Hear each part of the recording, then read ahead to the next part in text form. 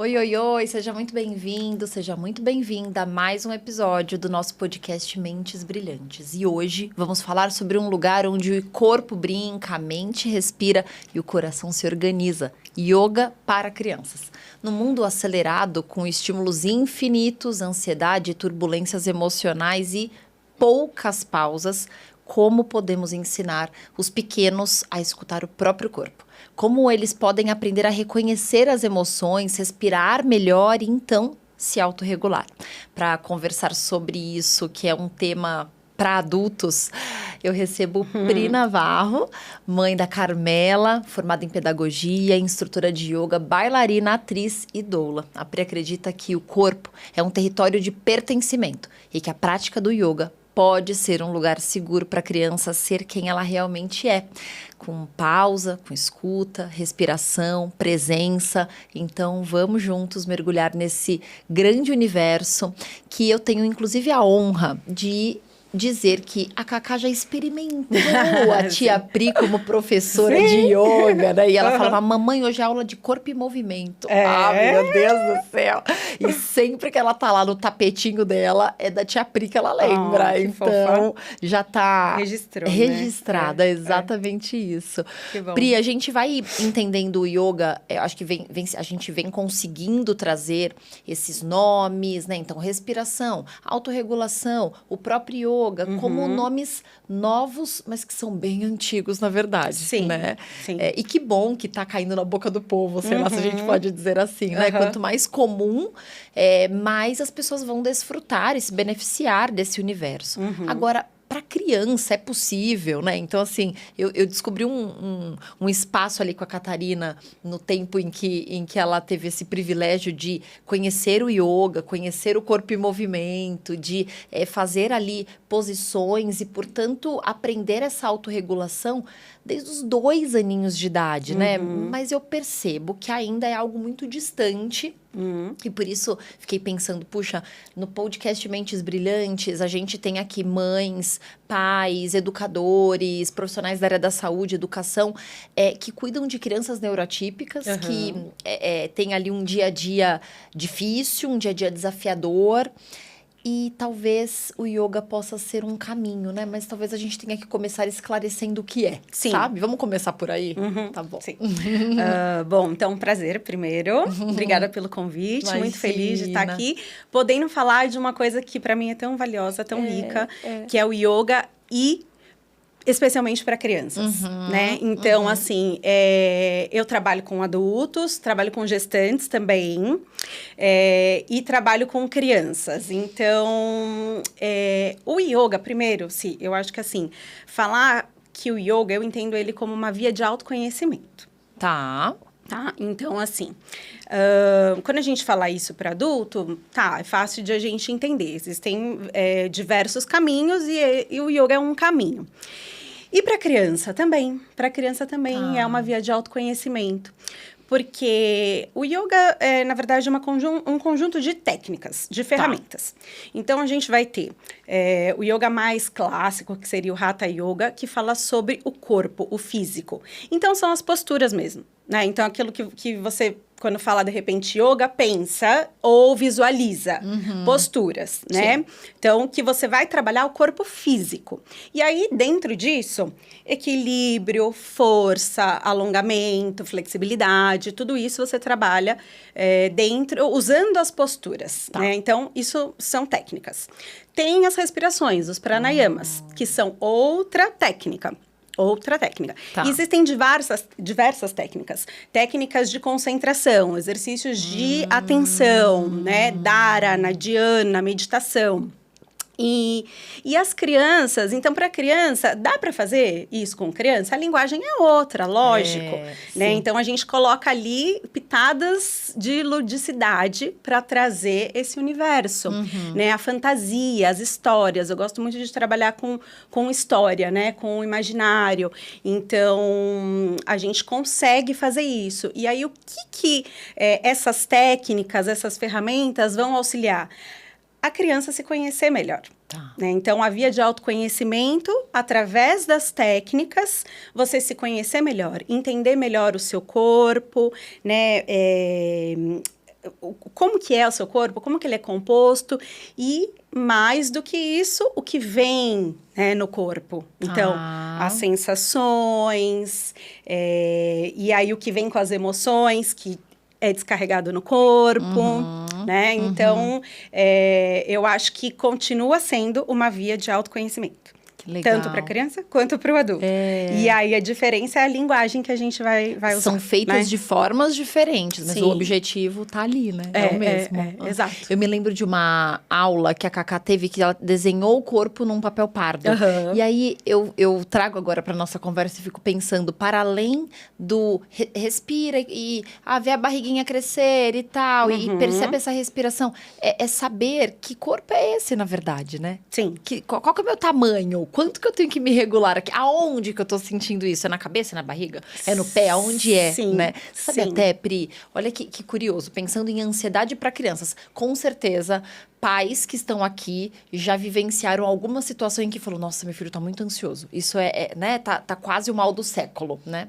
Ou está, né, o mal do século. Sim, acho que sim. E uma pacientezinha de 8 anos, a mãe me relatando que ela estava com crises de ansiedade, que ela estava já com sudorese, então as mãos ficavam muito quentes e suando, ela ficava com palpitação e falava, ai mamãe, meu coração tá muito rápido, então assim, já era uma crise de ansiedade. Sim. E daí quando eu perguntei para ela, e ela chamava isso de sensação, e aquela sensação tá vindo, ela falava pra mãe.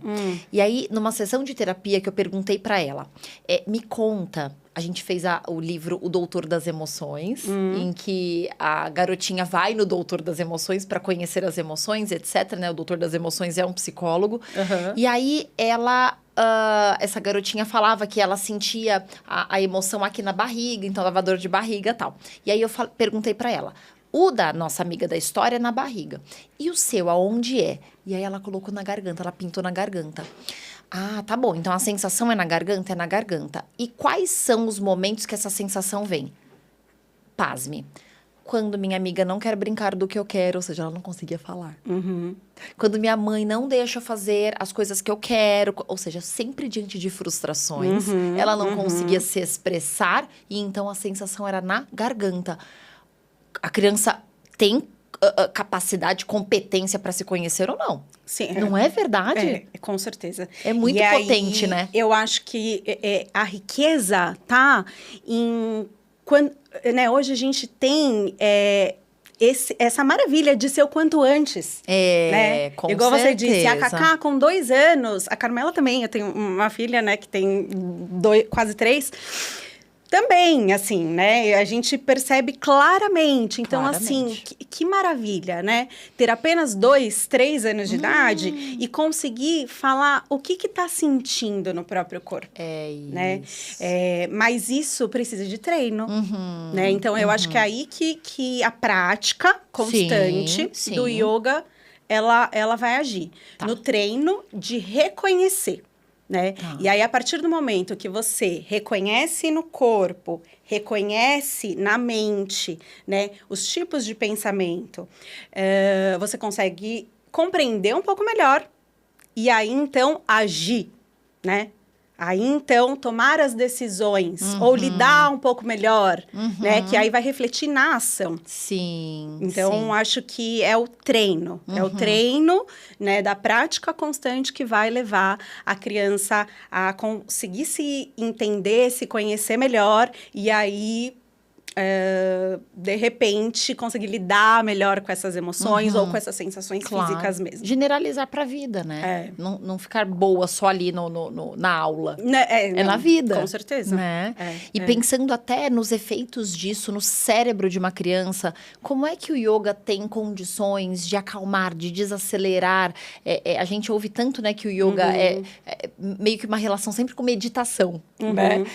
Quão relacionado está, né? Essa é uma primeira pergunta. E a segunda, como é que o yoga em si pode acalmar e desacelerar esse cérebro? Ótima pergunta. Então, assim, exatamente isso que você falou, o yoga está relacionado com a meditação, porque yoga, na verdade, é um estado. E é um estado meditativo. É um estado de meditação. Então, assim, o objetivo final do yoga é a meditação. Tá. Né? E o que é meditação? É você...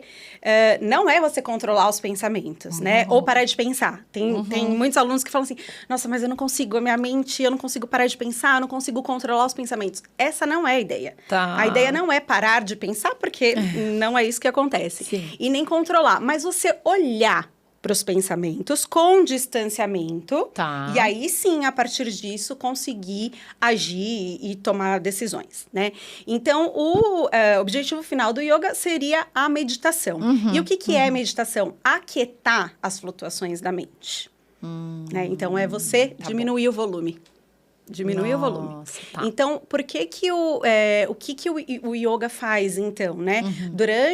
Com as técnicas vão ser os recursos que a gente usa para diminuir esse volume, né? Então, os asanas, as posturas físicas, conhecer melhor o corpo, trabalhar o corpo e com atenção e consciência você perceber melhor o que acontece no corpo. Tá. Os pranayamas, que são os exercícios respiratórios, eles têm a função, quando você respira de forma, você sabe muito bem disso, né? De forma mais lenta, mais consciente e mais profunda, isso vai agir diretamente no sistema nervoso parasimpático, que é aquele que baixa a bola, né? Que é o responsável por desacelerar, descansar, digerir. Então, assim, quando a gente respira de forma mais lenta, mais consciente e se move de forma mais consciente, o sistema nervoso parasimpático entra no jogo, contando pra gente, tá tudo bem. Nossa, né? Tá tudo bem, você tá seguro aqui. Então, aqui você pode relaxar. Né? Isso é muito legal. Nós temos, inclusive, um episódio de Mindfulness com a psicóloga Ana Cristina, falando sobre como praticar, dando, inclusive, algumas dicas de como praticar Mindfulness, porque tem muito essa questão da respiração e aonde a gente vai colocar a atenção. Então, volta lá, tá aqui, procura aí que você vai encontrar. É recente esse episódio. Legal. E quando a gente pensa na vida da infância e adolescência, tem uma questão da vida escolar, Pri, que gera muita ativação de estresse, cortisol nas alturas, né? Então, considerando que o cérebro vai se adaptando a esse estado que o yoga proporciona, ou que é o yoga, a gente tem condições de afirmar o benefício do yoga, por exemplo, numa rotina escolar, numa vida acadêmica menos ansiogênica. A gente consegue fazer essa relação na vida produtiva de uma criança? Sim. Sim, porque, como você falou, né? É um treino. E esse cérebro, ele vai aprender esse estado, né? Então, conforme você vai praticando, então, assim, uma coisa que é dita como um dos pilares do yoga é a prática constante, tá? Então, não significa... significa que porque o yoga é um estado, né? Um estado de presença. Então, é você treinar esse estado constantemente. Não significa que você tem que ficar fazendo aula de yoga todos os dias. Sim. Ou parando para meditar todos os dias. Não, mas é o estado de presença constante. Nas ações do dia a dia, né? Fazendo qualquer coisa. Tá. Lavar uma louça presente é yoga. Nossa. Porque é presença. Você tá ali, né? Então, você vai treinando, né? É como eu gosto de brincar que é uma ginástica pro cérebro, né? Então, assim, com os exercícios e as técnicas, a gente vai diretamente acionar o córtex pré-frontal. Então, esse é uma ginástica para esse lugar aí, que é o córtex pré-frontal, que vai se fortalecer, né? Então, como se como não? Ele cresce realmente de tamanho. Sim, como um músculo mesmo, né? Como Treinou, fica musculoso. Exatamente. Então, ele vai aumentar o seu tamanho, ele vai ficar mais forte. Isso vai resultar em quê? Mais clareza mental, tomadas de decisões, calma, né? Então, é uma musculação que tem que ser feita diariamente. E a gente colhe os benefícios. A gente colhe no momento em que talvez a testagem ali aconteça, né? Então, você tá falando, eu tô tentando relacionar aqui com a vida escolar das nossas mentes brilhantes. Então, uma criança, um adolescente com TDAH vai estudar história. e vê que tem 8 capítulos para ele estudar, porque é do bimestre inteiro. Enquanto ele lê o capítulo 1, ele tá pensando, meu Deus, Sim. ainda tenho 2, o 8, o 9, o... Não tá presente. Não tem E aí, como, por né? isso, consequentemente, aquela leitura do 1 foi completamente ineficaz. Perdida. Então, talvez, a gente pode pensar, então, me corrija se eu estiver errada, que o estado de presença, ele vai favorecer a concentração, porque você faz uma coisa de cada vez. Sim, Portanto, você favorece a consolidação do que você fez. com certeza. Tá. Com certeza, exatamente isso. Perfeito, é isso. Uhum. E aí você vai aumentando cada vez mais esse poder de concentração, né? Tá. De atenção plena, de concentração. E é Sim. uma coisa gradual, né? Então, por isso que precisa da prática constante. Assim como a musculação, né? Você precisa de uma prática constante. Não Sim. adianta você fazer uma vez na semana e depois ir repetir na outra semana, né? Então, para aquele músculo crescer, ficar forte, ficar funcional... Tá. Para ele ficar funcional, ele precisa ser treinado constantemente. Sim. E aí, a mesma coisa com o nosso cérebro e com os mecanismos de atenção, concentração. Muito bom, muito bom. E se a gente considerar que exige constância, exige treino, a gente vai falar sempre sobre modelo, né, Pri? Sim. Nós sim, queremos filhos calmos, tranquilos, serenos. E nós? Como Com nós certeza, estamos, sempre, né? sempre, Então, sempre, estamos no sempre. trânsito, buscando o filho na escola, pensando no mercado, no jantar, no final de semana, no não sei o quê. E aí, eu não estou presente? Exatamente. Não estou presente. Exato. E aí, mais do que ensinar, dar dica e falar que, filho, talvez ele precise ver a gente estar presente, É o né? exemplo, né? É o exemplo. Ou seja, mais do que os nossos filhos nos verem praticando um momento ali de yoga, de exercício ou de movimento, talvez eles precisem nos ver mais no estado presente. Isso tá faltando tanto, né? Sim. Tem alguma fórmula mágica para os pais? Olha, nem tava no script, mas eu sei que você quer. Eu sei que você quer a fórmula mágica. A Pri tá aqui para isso, para salvar nossos filhos e a gente. Segura aqui na minha mão, porque eu também tô precisando ficar no estado presente. Olha, assim, fórmula mágica não tem, né? Bom. Mas Uma diquinha, vai. existem dicas e formas de a gente treinar, né? Isso. Então, assim, coisas muito simples, eu acho, sabe? Porque é isso, é estar presente no dia a dia, né? Então, ações do dia a dia, simples, né? Então, vamos almoçar, jantar, uma refeição, né? Como que a gente faz essa refeição? Né? Como a gente... como adultos e como referência, tá fazendo essa refeição, né? A gente tá comendo... respondendo no WhatsApp. Total, é isso aí. Né? A gente tá comendo, mas nem tá vendo o que tá comendo e tá ali resolvendo as demandas do dia a dia com o nosso companheiro. Como que a gente tá fazendo isso, né? Ou a gente tá comendo, olhando para aquela comida, né? Então, pequenas coisas, atentar e, de repente, chamar a atenção da criança, né? Vamos ver o que tem nesse prato? Olha como ele tá colorido. Olha, tem isso, tem aquilo. E o cheiro? Vamos sentir o cheiro antes de degustar?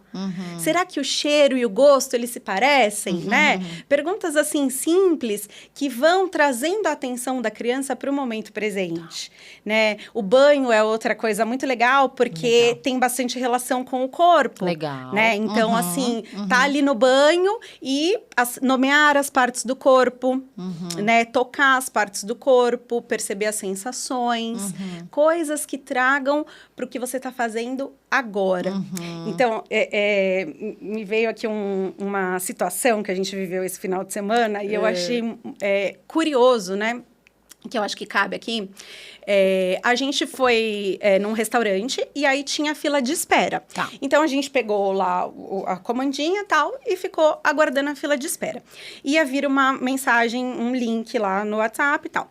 Aí, a gente aguardando, veio a mensagem no WhatsApp. E aí, meu marido fez assim, você já pensou no que vai comer? Aí, eu fiz assim, não, Nossa. tipo, a gente... tá aqui, porque a gente estava aguardando e brincando, né, no parquinho. Eu fiz assim, não, para que eu preciso pensar no que eu vou comer agora? Aí ele falou, não, mas foi a mensagem que veio aqui para mim. Então, assim, o restaurante já mandou assim, você já pensou o que vai comer? Olha o nosso cardápio.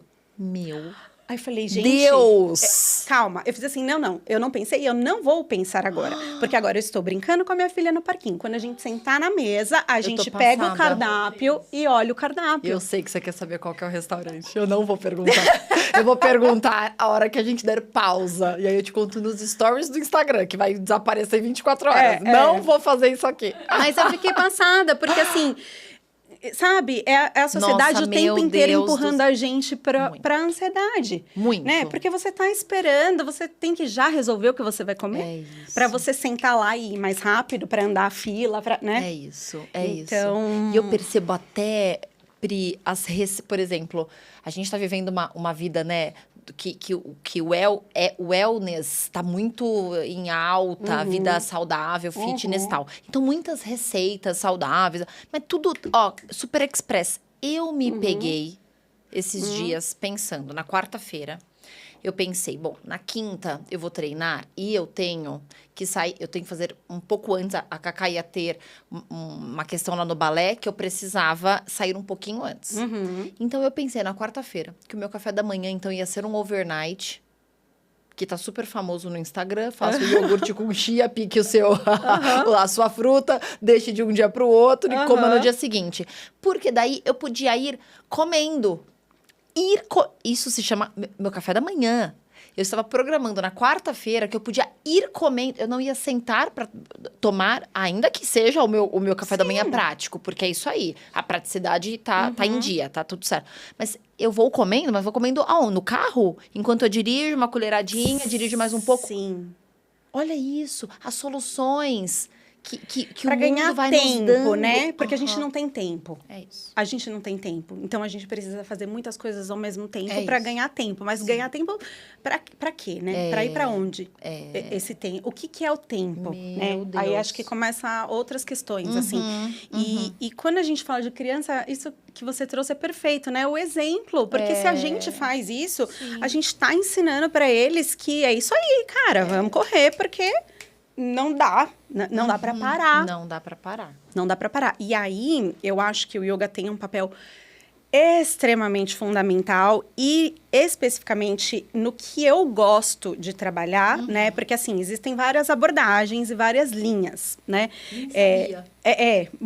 Diversas. Que legal. Diversas Bom, linhas, diversas.